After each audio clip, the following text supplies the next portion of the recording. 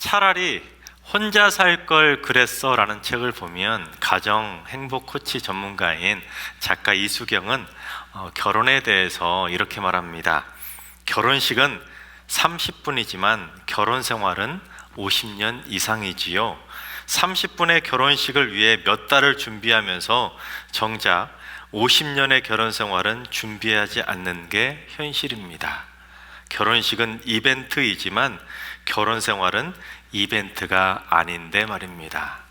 여러분 공감하시지 않습니까? 평생 살 결혼에 대해서는 별로 준비하지 않지요.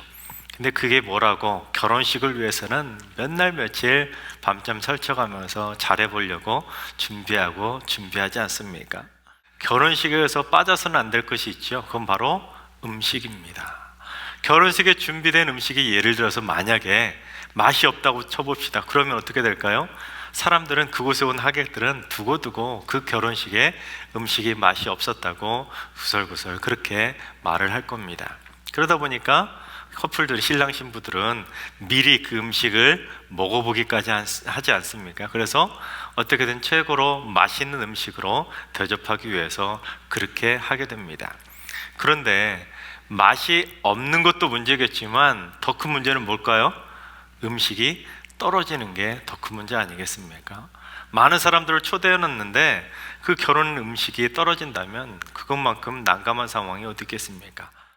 근데 한국에서는 그처럼 딱 30분 하는 결혼 예식에도 그처럼 식사를 중요하게 여기는데 유대인들은 그렇게 딱 30분만 하는 결혼 예식이 아닙니다. 적게는 일주일, 길게는 무려 2주일 가까이 하는 것이 바로 유대인들의 결혼 예식이기 때문에 그렇게 길게 치르는 결혼 예식, 혼인 예식에 만약에 음식이 떨어진다면 어떻게 되겠습니까? 또한 오늘 본문이 기록된 지방인 이 가나라는 곳은 갈릴리 지방의 작은 마을이기 때문에 그런 작은 마을에서 혼인잔치가 있으면 어떻게 될까요? 온 동네 사람들이 다 모아서 함께하는 거의 마을잔치처럼 치르게 되는 겁니다. 그러다 보니까 음식도 많이 준비하고 포도주도 미리미리 많이 담가서 준비를 하는 겁니다. 그런데 오늘 본문을 보시면 어때요? 그렇게 오래 치러야 될 혼인잔치에 뭐가 떨어진 겁니까? 포도주가 떨어진 겁니다. 만약에 포도주가 떨어졌다는 사실을 그곳에 온 하객들에게 알려지기라도 한다면 망신도 그런 망신이 없을 겁니다. 앞으로 살게 될 이 신랑 신부는 두고두고 힘들 겁니다. 왜냐하면 마을이 작으니까 동네 사람들이 다 알지 않겠습니까? 그럼 그 신랑 신부가 지나가면 저 커플은 결혼식 때 어때요? 포도주도 제대로 준비 못한 커플이야 하고 두고두고 꼬리표처럼 따라다니니 얼마나 그 마을에서 살기가 힘들겠습니까? 그만큼 음식을 준비하는 것이 중요하다는 것이죠. 그래서 지금 그 상황을 제가 전라도 사투리로 한번 표현해 봤습니다. 만약 이랬을 것 같아요. 웜에 소문난 잔치에 먹을 게 없다더만 딱 그 짝이구만. 이럴 거면 차라리 부르지나 말지. 거참 거시기 하구만. 여러분, 혼인잔치에 포도주가 떨어진 상황, 정말로 거시기한 상황 아니겠습니까? 혼인잔치, 잔칫날에는, 잔치집에는 음식이 남았으면 남았지 모자라면 큰일 나는 거죠. 근데 지금 포도주가 떨어진 겁니다. 자, 그렇다면 포도주가 떨어져 버린 이 거시기한 상황을 우리 주님께서는 어떻게 해결하셨는지 오늘 본문을 하나씩 살펴보겠습니다. 먼저 1절과 2절을 봉독해 보겠습니다. 사흘째 되던 날 갈릴리 가나에 혼례가 있어 예수의 어머니도 거기 계시고 예수와 그 제자들도 혼례의 청함을 받았더니, 그러니까 갈릴리 가나라는 곳에 혼인잔치가 있는데 이미 예수님의 어머니 마리아는 그 혼인잔치에 참석하고 있었고 예수님과 제자들도 함께 청함을 받아서 그 예수님과 제자들과 어머니 또한 동네 사람들 많이 모여서 혼인잔치를 벌이고 있었던 겁니다. 근데 그 혼인잔치에 뭐가 떨어진 겁니까? 무슨 문제가 터진 거예요? 거시기하게도 포도주가 떨어져 버린 겁니다. 우리 3절을 봉독합니다. 포도주가 떨어진지라 예수의 어머니가 예수에게 이르되 저들에게 포도주가 없다 하니. 여러분, 그 옛날에 마트가 있었겠습니까? 편의점이 있었겠습니까? 어디서 그 많은 사람들을 먹일 포도주를 구할 수 있겠습니까? 그러니까 지금 상황은 대량 난감의 상황인 겁니다. 정말로 난처한 상황이시죠. 낭패도 그런 낭패가 없을 겁니다. 그래서 그 사실을 알게 된 예수님의 어머니 마리아가 아들인 예수에게 이 사실을 알리고 도움을 청한 겁니다. 아들, 지금 큰일 났어, 큰일. 글쎄 잔칫날에 포도주가 떨어졌다지 뭐야. 아들이 좀 어떻게 해볼 수 없을까? 이 안타까운 상황을 좀 해결해 보고자 하는 그 마음을 가지고 아들에게 사실을 알리고 도움을 정중하게 청한 겁니다. 그러자 예수님께서 어머니 마리아에게 뭐라고 대답합니까? 우리 4절에 봉독합니다. 예수께서 이르시되 여자여 나와 무슨 상관이 있나이까? 내 때가 아직 이르지 아니하였나이다. 여러분, 진짜 그때 예수님께서 어머니 마리아를 향해서 여자여 나와 무슨 상관이 있나이까? 내 때가 아직 이르지 아니하였나이다. 이런 식으로 목소리 쫙 깔고 그렇게 거절했을까요? 그러지는 않으셨을 겁니다. 아마도 아니 어머니, 제 결혼식도 아닌데 우리랑 상관없는 일에 너무 신경 쓰지 마세요. 괜히 나섰다가 일만 더 복잡해져요. 그리고 아직은 제가 나설 때도 아닌 것 같아요. 이게 좀 더 현실적으로, 인간적으로 좀 더 그럴싸한 답변 아니겠습니까? 그래서 NIV 영어 성경은 이 구절을 왜 나를 얽히게 하시려는 겁니까? 그렇게 번역합니다. 얽히기 싫다는 거절의 표현이라는 거죠.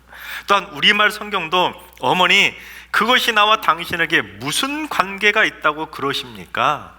그렇게 거절의 뉘앙스로 번역을 하고 있는 겁니다. 즉 우리랑 관계없는 일에 괜한 신경 쓰시지 말라는 거죠. 여러분, 그런데 여러분이 만약 어머니라고 쳐봅시다.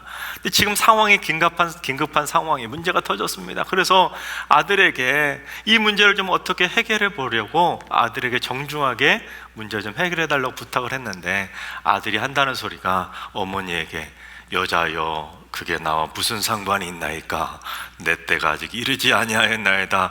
만약에 그런다면 어머니의 마음이 어떨 것 같습니까? 화나지 않습니까? 장난하지 말라고 머리라도 콕 쥐어받고 싶은 그런 상황 아니겠습니까? 그런데 지금 예수님의 어머니 마리아는 예수님께서 황당한 대답을 했는데도 불구하고 어떻게 하십니까? 우리 5절 말씀을 봉독합니다.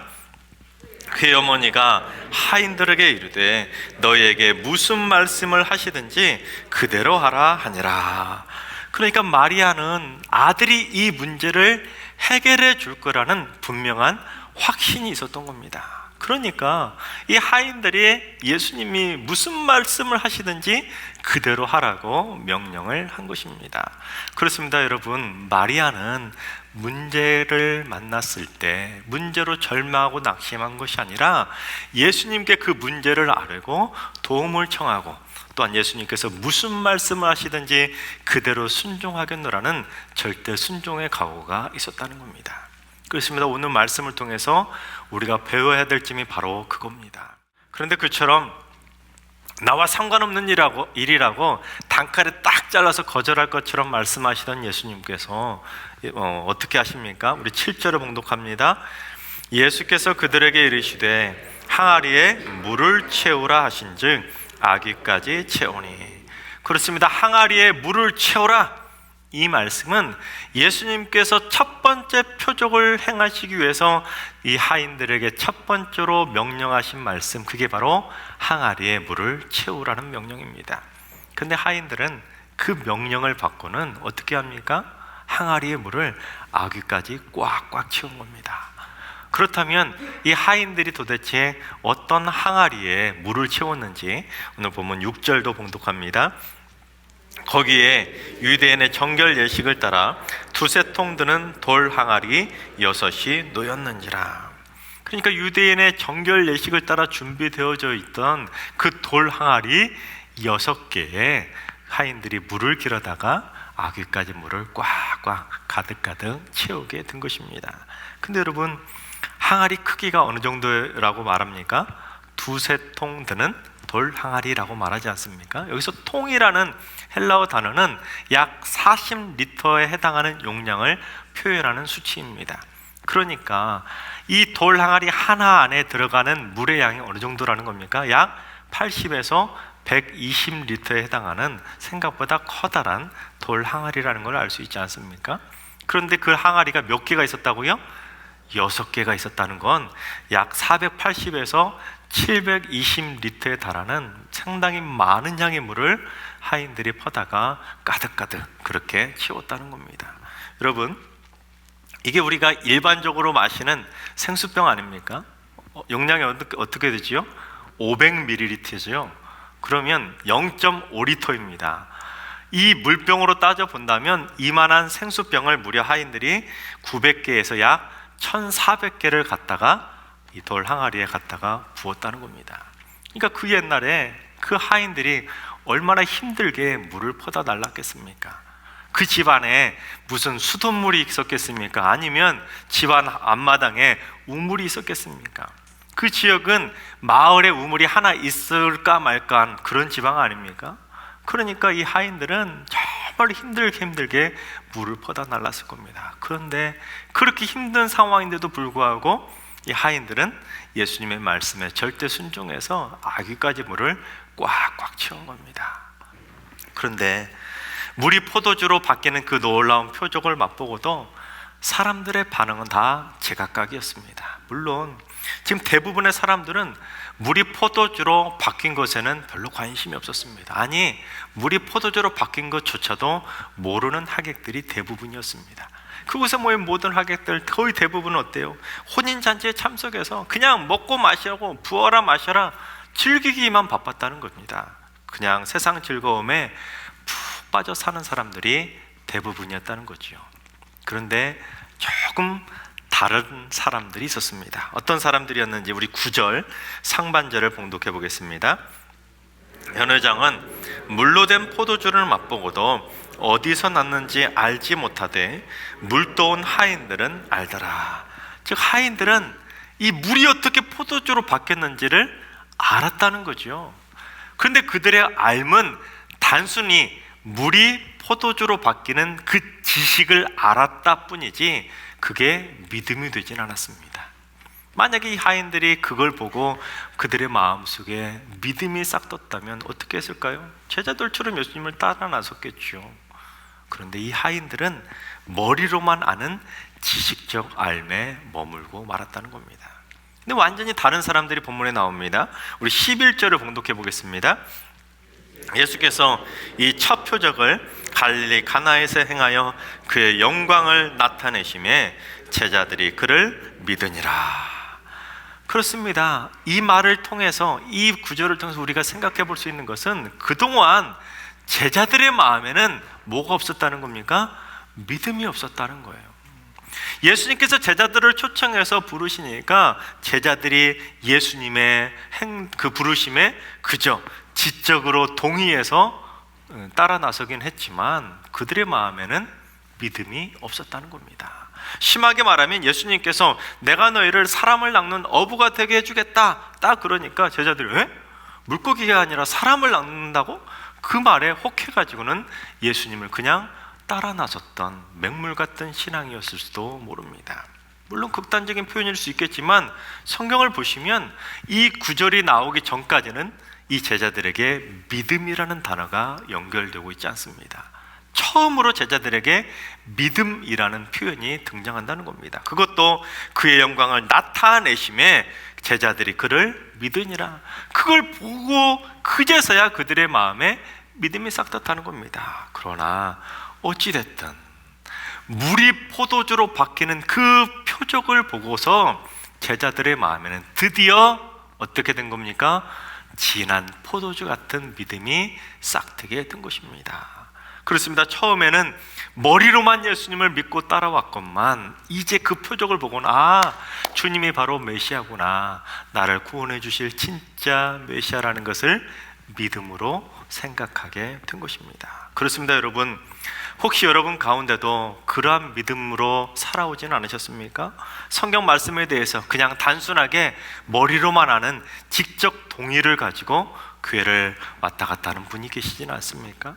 아니면 그저 맹물 같은 신앙으로 습관적인 신앙생활에 머물고 계신 분은 없습니까? 예수라는 분, 그저 존경할 만한 분위기에 내가 교회를 한번 다녀볼까? 그런 생각으로 교회당에 출입하시는 분이 계시지는 않습니까? 그렇다면 여러분, 어서 빨리 여러분의 생각을 바꿀 수 있기 바랍니다. 맹물처럼 맹탕 같은 신앙을 내려놓으시고 머리로만 하는 지식적 알무로 멈추지 마시고 여러분의 믿음을 마음, 속마음까지도 진실된 마음으로 믿는 진정한 포도주 신앙으로 업그레이드 될 수 있기를 바랍니다. 그래서 예수님께서 나를 위해 십자가에서 물과 피를 다 쏟아주신 진정한 나의 구세주시요 영원한 그리스도라는 것을 믿음으로 확신하게 되시기를 주님의 이름으로 축원합니다. 근데 오늘 본문의 내용을 그린 매우 유명한 작품이 있습니다. 프랑스 루브르 박물관에 가면 루브르 박물관을 대표한 그림이 있지요. 레오나르도 다빈치가 그린 모나리자라는 작품이 루브르 박물관을 대표하는 명작일 겁니다. 그런데 그 모나리자 작품 바로 맞은편에 걸려있는 또 다른 작품이 있는데 16세기 르네상스 화가인 파올로 베로네제라는 화가가 그린 그림입니다. 바로 이 작품인데 폭이 무려 10m, 높이가 무려 7m에 달하는 엄청나게 큰 대작입니다. 그리고 이 작품의 제목이 뭐냐면 가나의 혼인잔치입니다. 아쉽지만 2000년 전 예수님 당시에 그 혼인잔치의 모습을 그리지는 않고 이 화가가 살고 있었던 이탈리아 베네치아의 모습을 그림으로 담아내고 있습니다. 여기 예수님이 어디 있을까요? 당연히 한가운데 계시겠지요. 예수님이 한가운데 앉아 계십니다. 그리고 그 옆에 예수님의 어머니 마리아가 앉아 계십니다. 그리고 주위를 보면 무려 130여 명에 달하는 사람들이 혼인잔치에 참석해서 기쁨을 누리고 있습니다. 자세히 살펴보시면 백인도 있고 흑인도 있고 왕도 있고 귀족도 있고 신하도 있고 광대들까지 있을 정도로 그야말로 각양각색의 사람들이 다 모여가지고 흥겨운 혼인잔치를 즐기고 있습니다. 그런데 이 그림은 그냥 단순하게 혼인잔치를 그린 그림이 아닙니다. 복음의 메시지를 담은 분명한 메시지가 이 안에 담겨 있는 겁니다. 여러분, 예수님 바로 위에 난간을 보시면 사람들이 무언가를 하고 있습니다. 다음 확대를 보시면 뭘 칼로 잡고 있죠? 양을 잡고 있는 겁니다. 즉 예수님께서는 이 땅에 이 많은 인간들의 죄를 대속하기 위해서 어린 양의 제물로 이 땅에 오셨는데 지금 사람들은 어떻게 하고 있어요? 예수님에 대해서 관심이 있나요? 전혀 관심조차 없습니다. 2000년 전 그 당시 메시아로 그들에게 오셨건만 그 수많은 유대인들은 예수님이 누군지도 몰라하고 심지어 예수님을 십자가에 못 박는 씻을 수 없는 죄를 범하고 말았다는 겁니다. 왜냐하면 각자 다들 세상 즐거움에 빠졌기 때문입니다. 예수님에 대한 관심이 없었던 거죠. 그러나 분명한 것은 예수님께서는 분명히 어린 양의 속죄의 피, 보혈의 포도주를 우리를 위해 흘려주시기 위해 이 땅에 오셨다는 겁니다. 그러니까 예수님께서 가나의 혼인잔치에서 물을 포도주로 바꿔주신 그 이적은 단순히 물을 포도주로 바꿔준 이적이 아니라는 겁니다. 예수님께서 십자가에서 어린 양의 보혈의 피를 흘려주실 거라는 것을 예고하기 위해서 가나의 혼인잔치에서 물을 포도주로 바꿔주는 이적을 처음으로 표적으로 보여주셨다는 겁니다. 또한 여러분, 지난번에 제가 렘브란트의 그림을 보여드리면서 렘브란트는 서명 대신 그 그림 안에 자신의 얼굴을 그려 넣었다고 말씀드리지 않았습니까? 근데 베로네제도 이 130여 명에 달하는 많은 사람들 중에 자신의 얼굴을 그려 넣었습니다. 예수님 아래를 보면 여러 악사들이 악기를 연주하고 있는데 흰 옷을 입고 비올라다 감바라고 하는 악기를 연주하고 있는 이 남자, 이게 바로 이 그림을 그린 화가 베로네제입니다. 제가 생각할 때 아마 이 베로네제는 이 그림을 그리면서 마음으로는 주님의 보혈 찬양을 부르지 않았을까, 제 추측이긴 합니다. 그런데 이 베로네제가 바라보고 있는 시선을 따라가 보면 식탁 위에 무언가 하나 올려 있습니다. 모래시계입니다. 모래시계. 예수님께서 내 때가 아직 이르지 않았다라고 말씀하셨을 때 그 때를 표현하기 위해서 모래시계를 이 그림 안에 삽입하고 있는 것입니다. 그렇습니다. 지금 베로네제는 이 모래시계를 통해서 또한 이 그림을 통해서 당시 사람들에게 경고하고 있는 겁니다. 주님이 다시 오실 때가 임박했다는 거예요. 더 늦기 전에 정신을 차리고 주님 앞에 나아가야 된다는 것을 강조하기 위해서 이 모래시계를 그림에 담고 있는 겁니다. 그렇습니다. 이 그림은 오늘날 우리에게도 경고하고 있습니다. 주님이 오실 날은 멀지 않았다는 거예요. 주님께서 다시 오실 때가 아직 이르지 않았다고, 그림에 나오는 수많은 사람들처럼 세상에서 흥청망청 세상 즐거움에 빠져서 부어라 마셔라 즐거움에 그렇게 빠져 사는 사람들로 절대로 살아서는 안 된다는 겁니다. 여러분, 정신을 바짝 차릴 수 있길 바랍니다. 우리는 말세를 살아가는 존재들입니다. 주님께서 내가 살아있을 때는 절대로 오시지 않을 거야, 이 땅의 종말은 내가 살아있을 때 절대로 오지 않을 거야, 이건 착각입니다. 여러분, 하나님께서 마음만 먹으시면 당장 오늘이라도 지금이라도 이 땅에 주님이 재림하시는 날이 될 수가 있는 겁니다. 그러한 긴박한 마음을 가져야 그림에 나오는 사람처럼 그렇게 세상에서 흥청망청 자신의 영혼을 죄악으로 물들지 않게 된다는 겁니다. 여러분, 긴장의 끈을 절대로 놓지 마시기 바랍니다. 주님께서 다시 오시는 날 준비된 자로 주님을 만나야 되지 않겠습니까? 우리가 주님이 다시 오시는 그날에 이 세상 사람들처럼 흥청망청 그렇게 놀고 있을 때 주님께서 다시 오시면 어떻게 하겠습니까? 그래서 오늘 말씀에 나와 있는 이 첫 번째 표적, 이 표적이 혼인잔치에서 행하신 표적이라는 것은 우연이 아닙니다. 여러분, 이 갈릴리 가나의 혼인잔치를 기록하고 있는 이 요한복음, 누가 기록한 책이죠? 예수님의 제자인 사도 요한이 기록한 책입니다. 처음으로 기록한 책이죠. 그리고 사도 요한이 맨 마지막에 기록한 책, 그게 무슨 책이죠? 요한계시록입니다. 요한계시록 19장 9절을 보면 이런 언급이 있습니다. 우리 함께 봉독해 보겠습니다. 천사가 내게 말하기를 기록하라, 어린 양의 혼인잔치에 청함을 받은 자들은 복이 있도다 하고, 또 내게 말하되 이것은 하나님의 참되신 말씀이라 하기로. 그렇습니다.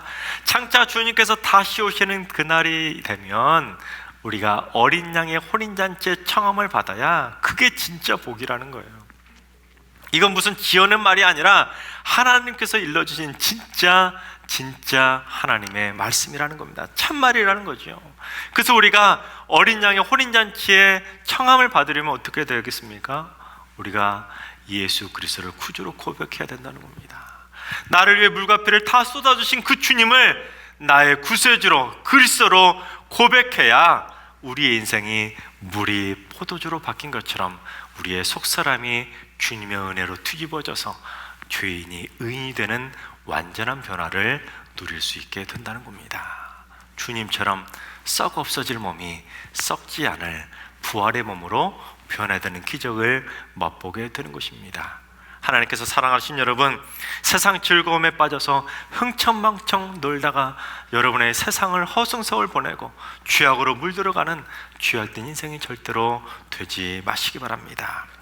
그저 머리로만 아는 맹물 같은 맹탕신앙으로 여러분의 신앙을 변질시켜 가지 마시고 오직 나사렛 예수 그리스도를 붙잡고 어떠한 말씀이 주어지더라도 말씀대로 절대 순종함으로 말미암아 주님 오시는 그날 천국의 어린 양의 혼인잔치의 청함을 받아서 우리 승역의 모든 성도들 다 천국의 혼인잔치의 청함을 받는 천국의 하객들이 다 되시기를 주님의 이름으로 축원합니다.